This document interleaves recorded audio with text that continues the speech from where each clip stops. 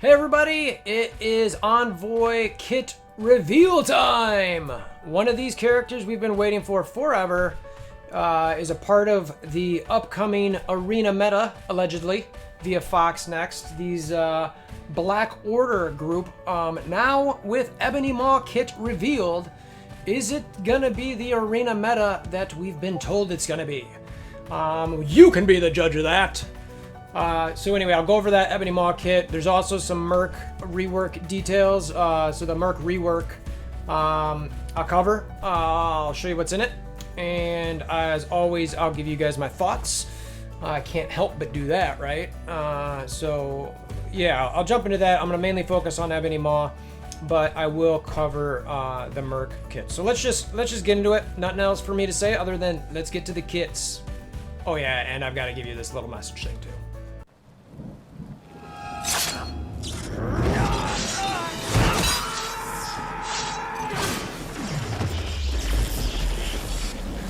Bring me WolverThor!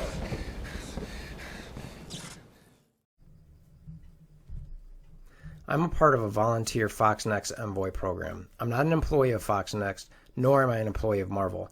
I do not receive any payments from either of these companies. The information that I was provided came directly from Fox Next through this Envoy program.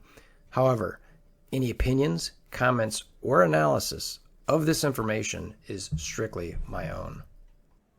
Okay, so first up, you can't see up here, there were some problems with the files that we got, but Killmonger is the first merc we got up, and his rework is his passive changes from basically the counterattack now applies in all game modes. So instead of just saying raids, it's in all game modes. So Blitz, War, you're gonna get him counterattacking basically the entire time. So I assume he counts himself for that, so it should be 100% chance. So he's gonna counterattack all the time. So that's good, right? Okay, so that's part of the merc rework.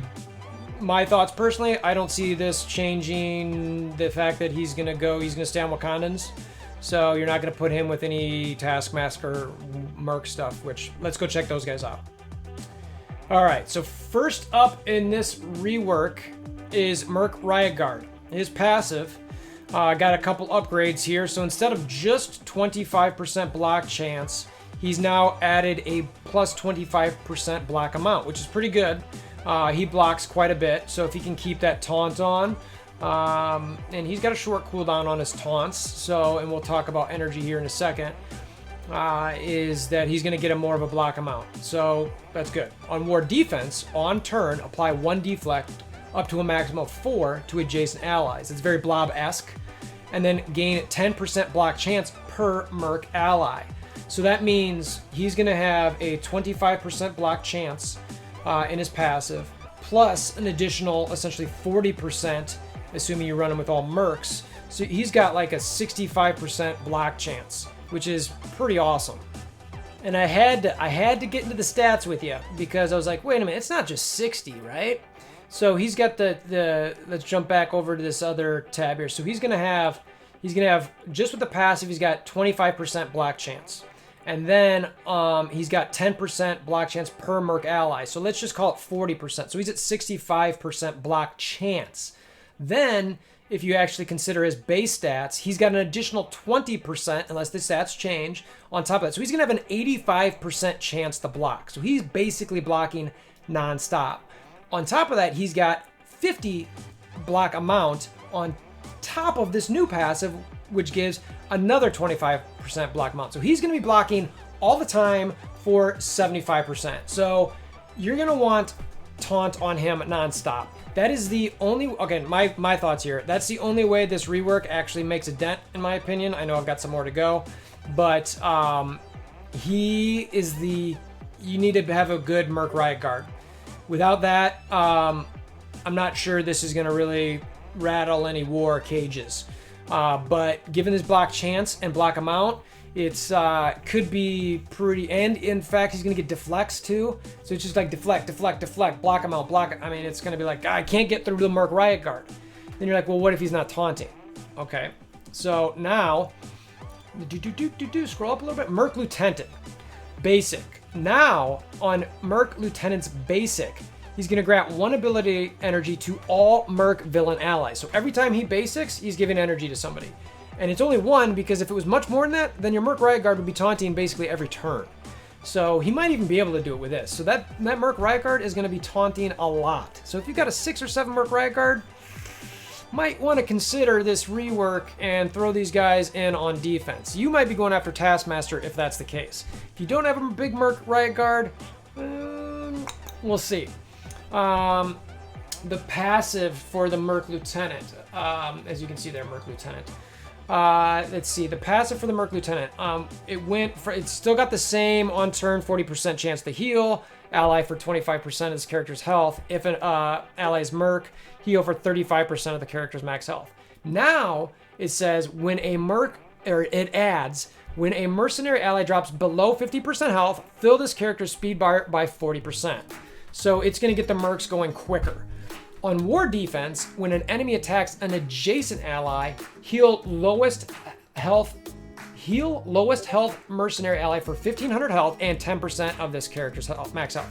So make sure to put your Merc Lieutenant next to your Merc Riot Guard. And make sure, so it's like your Merc Riot Guard's probably in the middle. And so that way he's giving deflects to 2 people. And then you've got your Merc Lieutenant next to him, so that every time that Merc Riot Guard gets hit, he's healing somebody. And then you're going to want somebody else next to that Merc Lieutenant, who, if that person gets hit, that he's also going to be triggering a heal. Could be Taskmaster, maybe, we'll see. So, so a decent little change there. We'll see again if the heal brings that much to the table. It really, again, is going to matter. This whole team is essentially wrapped around Merc Riot Guard right now, in my mind. I know you got Taskmaster out there who's meant to be the leader of this team, but I think that the Merc Riot Guard is probably the most critical. So who's next? So I've got to scroll up here. There's the names missing at the top, but you could probably tell based on the accuracy who I'm talking about. So all you up there with that Bullseye, you know, now you maybe are thinking about putting him on this team. Bullseye and his passive. The old stays the same, where you gain 10% accuracy, all allies gain 10% accuracy, Merc allies gain 10% crit. The new now adds on war defense, assist allies on non-attack abilities. So he's going to be assisting on the Merc Riot Guard, taunts on the Merc Lieutenant, speed up, offense up, and then all the craziness that Taskmaster does. So you're going to see, you know, a lot of assists from Bullseye. We'll see how much that actually hits pings. And as far as making this team, again, a big war team, but interesting ad. So you've got, you know, your Bullseye, Merc Riot Guard, your Merc Lieutenant, Taskmaster, and then one more. Who's that going to be? Well, next is EBONY MAW. So that's it for the Merc reworks. Your Soldier, you're not getting a rework for. Your Sniper, you're not getting a rework for at the moment. So as far as who you put on that team, I don't know. It could probably be a bunch of people. You know, obviously you want to get the Merc benefits from the block chances with the Merc Riot Guard. I personally have a 7 red star Merc Sniper. You know, I'm inclined to have him on that team. But my Bullseye, my Merc Riot Guard, and my Lieutenant are pretty low. Pretty starved for resources. We'll see. Is this going to be a must-have war defense team? If you've got a Merc Riot Guard, I think you should go for it. I think that you want to go hard on, maybe not hard, but you want to go to have this to be an annoying defensive team. Because I could see it being really tough to get through that Merc Riot Guard, especially with, as he gets low, remember, that Merc Lieutenant's going to heal him. So it could just be going nonstop, and it's going to be every time he gets hit, heal, heal, heals, you know, and it's down for speed bars. You go, and it's like, so it's kind of a cycle. So I could see where at first, and I'll admit, when I first saw this, I was like, this is trash. This rework is not a rework, it was a rework. But when you theory craft it a little bit, it's not trash. It's definitely got some potential. But I want to see it in game and see how it rocks the house. So anyway, let's get to what you're all here for, and that's EBONY MAW. All right, so EBONY MAW, this is the guy we've all been waiting for. The one we want to know about. Is this guy going to make Black Order the new arena meta? We'll see. So let's go through it, and then I'll talk about my thoughts. All right, his traits: Villain, Cosmic, Mystic, that was to be expected, Support, and Black Order. His basic: attack primary target for 80% piercing, plus bonus attack 3 times for 60% piercing. Apply bleed. If the primary target is a hero controller, apply bleed for 2 turns instead. And you're gonna notice a lot of this hero controller. I will say that this dude is going to make Phoenix irrelevant. She's gone. Forget about it. Again, I did a red star video about how not to put things in her. Do not put red stars in Phoenix for Arena anymore. This dude is making her go away. Might be a while until a lot of people have them, but it's gonna happen. Next up, we've got the special. Insidious Whisper. Oh, by the way, and Needle Storm, I love that because of the movie, how it's like going into Doctor Strange and that's his basic and there's all this piercing. Pretty cool. Special. Insidious Whisper. It starts with 4 to 5 energy, so you're not going to be using this first turn unless there's an energy generator somewhere on this team. Apply defense up for 2 turns to self and all allies. All allies. Apply counter to self, all Black Order, and Thanos allies. Apply offense down for 2 turns to all enemies. Clear counter for all enemies. So, digesting this for a second. This guy is now, just this alone, you're going to find him on raid teams. Okay? He has the potential, with just this ability, with offense down for 2 turns and defense up for 2 turns. Is he going to come into raids for either Shuri and or Yo-Yo? I don't know. Maybe. You know, is he going to be able to replace that? I don't know. I mean, that's pretty strong, especially if you've got someone generating energy. Maybe it's Shuri and him. Maybe you're taking Scientist Supreme off. I don't know. I mean, you need the defense down from her though, right? But he gives you 2. He's kind of like a Shuri and Invisible Woman combination in that regard. And it's a second turn ability. That's the one risk though, is you don't have that defense up the first turn. All right, so ultimate. Now, surprisingly, this is not a first turn ability. I thought it would be. It's called Force Transfusion. This seems to be a third turn ability, which is interesting. So I thought maybe his special or his ultimate would come first or second turn, but it looks like you're gonna likely be using his basic first turn, which again reinforces the fact that I think he's meant to kill Phoenix, because it's like you're forced to attack a hero controller and give bleed for 2 turns to make her go bye-bye. Now again, we'll get into what happens to her going bye-bye in a second. So anyway, starts with 5 out of 7. Steal 3% of health from all enemies and redistribute to all allies. This bypasses heal block. So this is like a mini Minerva. Oh wait, and it repeats 4 times. So steal 12%, actually 4 additional times, right? So it's 3% plus another 12%. So it's 15%. So hi Minerva. Hey, Ebony Maw's Minerva. Repeat this attack 4 additional times. I guarantee there's a T4 to get that 4th time. Guarantee it. Oh, and you apply slow to all enemies for 2 turns? Okay. That's pretty sick. So you're stealing health, redistributing it to all allies for essentially 15%. I'm saying 3% plus an additional 4 at 3%. So that 4 at 3% is 12 plus the 3 original. That's your 15. And then applying slow to all enemies for 2 turns. That's dope. Love it. Fill speed bar for self and all allies by 5% per Black Order and Thanos allies. So even if there's no Black Order or Thanos allies, he's doing 5% for himself and all allies. So again, that fits in with a raid team. I'll take an extra 5%. So you got some Falcon in there too. So you've got some Falcon.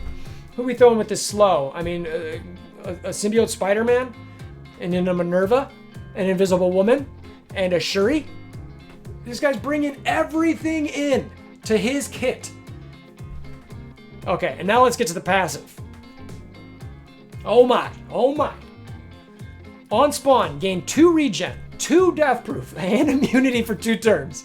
Plus, fill an ally Thanos speed bar by 25% per Black Order ally. So that's where you need the full team in arena, so Thanos goes first. So that's where you get, if you want to play with hybrids there, maybe. Hybrids could work, but it won't give Thanos the turn right away if you take a Black Order ally off, which might happen. People started doing that with Magneto. I could see it. Maybe you want to keep Black Bolt on there and say, what, I'm fine with Thanos going, after Captain Marvel, because I don't think Captain Marvel's going to kill my Ebony Maw, because he's got 2 death proof. So go ahead. try to kill Ebony Maw.